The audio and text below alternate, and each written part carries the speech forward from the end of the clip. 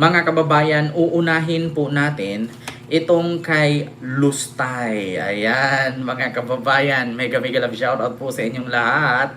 At eto na nga, mga kababayan, yung ating pag-uusapan patungkol. Ay, Ma'am Rose Mix Vlog, maraming salamat po sa iyong palipad sa Hong Kong dollar. Thank you po kay Rovit Tabelin at kay Michael Maza. Ayan, kay Ma'am Ashley Kidlo po. So, ito na. Mga kababayan, yung ating pag-uusapan ay patungkol dito sa impeachment complaint ni Sara. Mga kababayan ay hindi na po pwedeng sampahan si Sara kasi nga tapos na ang tawag dito, tapos na yung 1-year ban rule. Kaya yung 4 lang, no? Pag may isa pa, hindi na po pwede. So yung 4 na ang pumasok. Pag may humabol pa, wala na. So tapos na kasi yung palugit. So ngayon mga kababayan, sa March 2, uumpisahan na itong impeachment ni Sara. So ito po mga kababayan, buksan ko lang po para mapanood po natin. Ito na, impeachment complaint tatalakayin na ng House Justice Committee sa March 2. Patay. Ito na. May ads lang mga kababayan. GoDaddy has the perfect domain name to go. Tatalakayan na ng House Justice Committee ang 4 na impeachment complaints laban kay VP Sara. Iwala ang ilang mambabatas na lulusot ang mga reklamo. Patay. Narito ang agenda report ni John Manalo. Ayan na! Tatalakayin na! Gugulong na sa House Justice Committee ang impeachment proceedings laban kay Vice President Sara Duterte. Alaka! Lunes, March 2, sisimulan ang mga pagdinig. Naku, makakaputang ina mo talaga dito! Ayon kay Justice Committee Chair Jervil Luistro. Naku, magugurgur talaga ng liig yan! Pina-refer na sa Justice Committee. Naku, pinariper na! Putang ina, naku, tatalo ng building ito. Ang 4 na impeachment complaints Naku, 4 na impeachment complaint! against the Vice President. Naku, against kay Sara! Patay ka dyan! We are considering to start the deliberation of the Justice Committee on March 2. Naku, sa March 2 na! Ilang araw na lang! Diyos ko, ano na ba ngayon? 25. Ala, hanggang 28 lang. Ala! Ayan po, Ma'am Rosana Ragudo. Hello po. Naku, Rick Pese and kay Philabor. Naku, Ma'am Rose Mix Vlog. Ala, sa March 2. Mga kababayan, narinig nyo naman. Oh, sabi ni Congresswoman Jinky Luistro, ala, March 2. March 3, Ala, March 3! Ala, March 2, March 3. Ano to, araw-araw? Ala, naku, Vice President Sara. Naku, magdasal ka na ng 1 milyong ama namin at 1 milyong ina namin at 1 milyon na utang ina ka. and March 4. Ala, March 2, March 3, March 4. Naku, 3 araw. Naku, patay ka dito. That is Monday, Tuesday, and Wednesday. Oh, Monday, Tuesday, and Wednesday. Wow. Successive. Naku. Mga DDS, abang-abangan natin. Ala. At least for the purpose of determining sufficiency in form and substance. Ala. Naku, determining daw kung meron bang laman o walang laman. Ala. Sabay-sabay rin Siyempre, mga kababayan, may laman yan. Yung bank account pa nga lang, 2.6 billion na eh. Ma'am Rose at kay Nanay Minda. Ayan.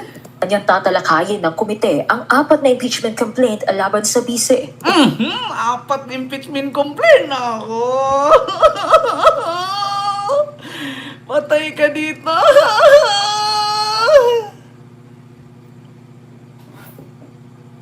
Saan aalamin din nila kung sapat ba ang forma at sustansya ng mga reklamo. Nako! Katulad, Nakita nyo yung picture? Ulitin ko ha. sabay-sabay rin anyang tatalakayin ng komite ang 4 na impeachment complaint laban sa bise, kung saan aalamin din nila kung sapat ba ang forma at sustansya ng mga reklamo. Nakita ninyo yan, mga kababayan? Lakihan ko ha. Nakita nyo yan, Putang ina mo, Bongbong Marcos! Nakita nyo yan, ayun, Putang ina mo ka! Ayan laki na mukha. Lakihan natin, nalalakihan yung screen eh.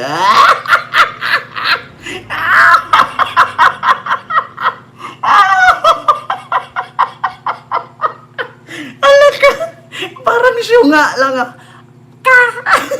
Putang ina mo ka.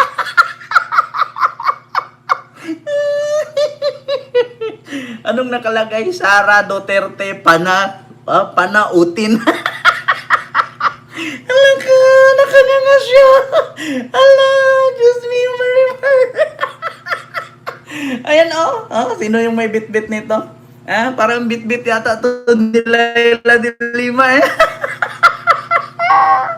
Ayan, putang ina ninyong lahat.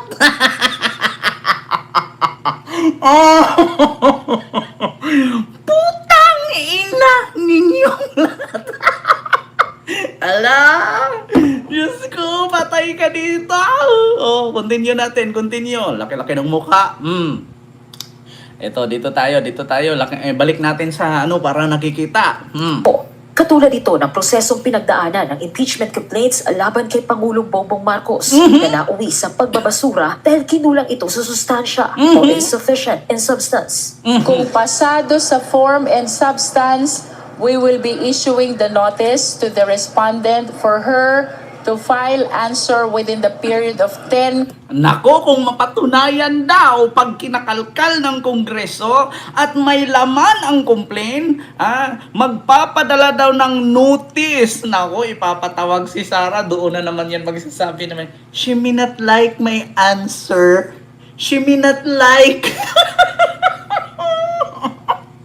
Mr. Chair, Your Honor, she may not like my answer. She may not like me. Naku, tapos hindi na naman yan magpanatang makabayan. Ayaw na naman yan magpanatang. Di ba? She may not like my answer. She may not like...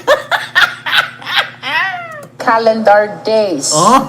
From the answer, the complainant has 3 calendar days to file reply. 3 araw, 3 calendar days, no? The tawag doon, complainant or the complainant ba? Shall reply. Halaka. She may not like my answer. She may not like And from reply, the respondent has again 3 calendar days to file rejoinder. Nako, ayan na. Kaya yan nga ang tanong, Mamulay. Kung aatin ba? Nako, baka magpapadala lang sa damakmak na abogado. Nako, patay tayo dito. Magpapadala lang ng sandamakmak na abogado yan. Tapos ang abogado, nako, mahihirapan na naman sumagot kaya hindi naman alam. Ang abogado na may gagawa-gawa lang kitoy-kitoy niya, tapos sasabihin na naman nila yan, masakit ang dibdib ko. Hindi ako makahinga. Kailangan ko ng wheelchair. Pero paano kung hindi sumipot sa pagdinig si VP Sara? Ayan na nga. Ayan na nga ang tanong. Paano kung hindi sumipot? Her presence in the hearing is part of her right to due process. Nako! Diba? Kailangan ang kanyang presence. Kailangan nandun siya. Kasi dinaan sa tamang due process. Tama naman. Dinaan sa due process, no? Kung kay Digong pa yan, pag hindi ka umaten, pag nakita ka sa kanal, bukas na sa kanal ka na. Diba? At least ito, pinapatawag siya, pinapasagot yung sarili niya. Ngayon mga kababayan, kung hindi siya haharap, hindi siya darating, ibig sabihin, guilty. Diba? So whether she Second, wishes to come or not, it is actually her prerogative. Nako. It is usually her prerogative. Nako. Nasa sa kanya na yan, mga kababayan, kung ayaw niyang umaten. Kung hindi siya darating dun sa hearing, it will be interpreted merely as her waiver. Ano daw? Mauheru ng Japan. Good evening, Ken. Watching here from Tokyo. Salamat po sa iyo dyan, no, sa yung super chat. So, sabi nga ni Attorney Congresswoman Jinky Luistro, no, ang galing ni Jinky Luistro mag-explain, mga kababayan. So, kung hindi siya dumating ay may pala yun, yung ay sangkatutak pa rin na kaso. So, talagang maimbestigahan nito ng todo-todo. of a right to be present during the hearing. Pagkatapos ng hearing, So, prerogative. So, rights during the hearing. So, magaling si si Attorney Jinky Luistro. pagbobotohan ng Justice Committee ang determination of probable cause. Nako. Isusumite nila ito sa isang committee report sa plenaryo na pagbobotohan ng mga miyembro ng Kamara. Nako. Kung saan at least 1/3 vote ang kinakailangan para ma-transmit ang mabubuong articles of impeachment sa Senado. So ilang boto nga ba mga kababayan kailangan para kung sakaling mapatunayan at ito'y ma-impeach siya sa Congress? No? So ilang boto ba? 105 ba? Mga kababayan, 105. Correct me if I'm wrong ha, 105, 112. Di ko alam ha, 105 ba, 112. Nako, Ma'am Joyce, Joyce Dale, and kay Ma'am Gina. 130, ay sa bagay kasi nga 300 pa 200 plus pala. 130. Nako. Tiwala naman ang ilang mambabatas na lulusot sa Justice Committee ang impeachment complaints. Lulusot talaga yan, mga kababayan. Bakit? Wala na silang hawak dyan. Kung mayroong appointee si Digong dyan, huwag na tayo mag-expect na lulusot. Wala namang appointee si Digong dyan. Lumusot nga yan dati. 200 plus nga yung pumirma. Di ba? So, kung hindi sumipot, alam nyo na. Baka naman magpapadala na naman doon ng representante tapos maghima-himatay. Laban kay VP Sara, para kay ML Party List Representative Laila De Lima na endorser ng pangalawa at pangatlong impeachment complaint laban sa bise, matibay ang mga pasehang nailatag ng complainants. Naku, matibay. Ang nailatag ng mga complainant. Naku, patay ka dito, Day. At hindi rin anya sila matitinag ng maagang pagdeklara ni VP Sara ng presidential bid. Hindi sila matitinag sa maagang pagdeklara ni Sara kahit naman ako. Yeah? Bakit ako matitinag? Nung midterm election nga, nanalo ako na hindi naman ako inendorso ni Sara. Di ba? Dapat ganyan ang paninindigan. Parang si Congresswoman Laila De Lima. Nanalo naman ako Congresswoman, nanalo naman ang ML Party List, hindi naman inendorso ni Sara. Si Bam at si Kiko, pasok sa top 5, hindi naman dumaan sa survey. Di ba? So bakit tayo matitinag? May sarili tayong supporter. Yun ang tinatawag natin na Unipink. Di ba? Sa 2028 national elections. I'm more emboldened now actually. Not at all. Seryoso pong usapin ito. Hindi ko po tatanggapin o hindi po ako papayag na maging endorser ng dalawang complaints kung hindi po ako naniniwala na may laban po ito mga complaints na ito at talagang may basehan at talagang panahon na panagutin talaga si VP Sara irrespective. Diba? Kita ninyo. Sabi ko nga sa inyo, pinakulong niya ako ng 7 years. Sabi ko sa inyo, dila lang walang latay niyan pag naghiganti si Laila De Lima. Sabi ko sa inyo, napakatalino niyan. Biruin mo ha. Nasa loob ng kulungan, gumawa pa rin ng batas. Putang ina, yung ginawang batas lumusot lahat. Kita nga, nakakulong yan ha. Sabi ko sa inyo, alam niyo mga kababayan, ang tao kasi kapag matalino ka sa kabataan, mas lalong tatalino ka, lalo pag magkaedad ka na. Totoo yan, mga kababayan. At lalo na ngayon na hindi na siya masyadong stress. Kasi naranasan niya ang stress sa loob ng kulungan. Lalo na ngayon na nasa laya na siya, nakakatulog na siya ng mahimbing. Wala nang sagabal, wala nang ingay, wala nang kung ano-ano.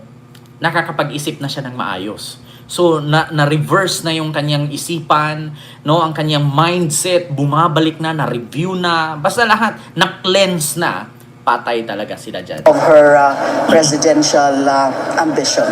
Sinang-ayunan din ito ng Makabayan Bloc. Nako, ayan pa yung Makabayan Bloc. Kaso wala akong tiwala dyan. Endorsers naman ng unang impeachment complaint. Matagal na po itong hinihintay. Ay, hindi pala. Yung Makabayan Bloc, okay. Pero yung Akbayan, At ng apektado na pagwaldas ng pondo. Ayun, Asinet Tulikia, maraming salamat po sa yung super chat, BBM Forever. Ayan. Quiet lahat ng DDS. Diba? Sabi ni Asinet Tulikia. Mega love shoutout po dyan. So, continue. ng confidential intelligence funds, gayon din ng Department of Education na sa harap ng krisis sa edukasyon ngayon, higit Ma'am na Joyce kinakailangan Dale. natin na bawat piso ng pondo ng bayan ay nagagastos sa pangangailangan ng mga guro. Tama naman talaga, di ba? Ang pondo, hindi mo po pwedeng ilihim-lihim yan. Pera ng taong bayan yun eh. Okay lang kung ang Pilipinas ay parang grupo lang ng iilang tao ang nag-aambag-ambaga ng pera at sila din ang magagastos at sila ang nakakaalam. Di ba? Hindi yung hindi yung tawag dito ililihim mo, pera ng taong bayan yan, kailangan transparency ka. Kailangan ilabas mo talaga. Di ba? Ng mga estudyante at sa pangkalatan ng sistema ng edukasyon sa bansa.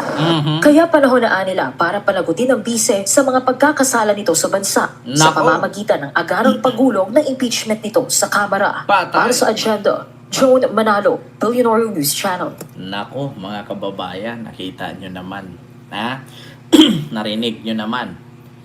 March 2, 3, 4, uumpisahan natin ang impeachment complaint laban kay Sara. Sabi ni Congresswoman Jinky Luistro, yan, ako, patay kayo dyan. Patay ka riya, day. Nako, ambot na lang. Bukod dyan, mga kababayan, meron pa akong isa dito. Meron pa akong isa ditong nakita. Ito, pakinggan ninyo, mga kababayan. The hot May selling ads products lang. are available on Alibaba. Come and purchase now. Wait lang ha, mga kababayan, kasi may ads lang. Ayan, balik tayo doon sa YouTube. Rosalie, may target timeline na ba sa isasagawang impeachment proceedings laban kay Vice President Sara Duterte? Nako. Agad sa kasalukuyan ay nakaabang tayo sa magiging timeline ng House Justice Committee sa isasagawang deliberasyon sa 4 na impeachment complaints laban kay Vice President Sara Duterte. Ito ay matapos ng formal na i-refer ng plenaryo ng Kamara sa House Justice Panel kahapon araw ng Martes, February 23, yung lahat ng reklamong impeachment. Pero ayon kay House Good Government and Public Accountability Chairperson at Manila 3rd District Representative Joel Chua na miyembro rin ng House Justice Committee, Rex mangangailangan Roble, ng hello po. masusing pagsusuri at masinsinang pagtalakay ang 4 na impeachment complaints laban sa pangalawang Pangulo. Nako. Kaya anya, asahan na yung mas maraming trabaho at mas maigting na deliberasyon. Muli rin itong ipinaalala sa publiko na hindi paglilitis ng gagawing impeachment proceedings ng Kamara kundi preliminary investigation para matukoy kung may sapat bang batayan para ituloy ang proseso. Nako. Samantala, ayon naman kay mamayang Liberal Party Representative Leila de Lima na endorser ng ikalawa at ikatlong impeachment complaints laban kay Vice President Duterte, magiging hamon yung isasagawang impeachment proceedings. Pero kumpiyansa itong matutukoy na sufficient in form and substance ang impeachment complaints. Hala. Pansin natin ang pahayag ni Congresswoman de Lima.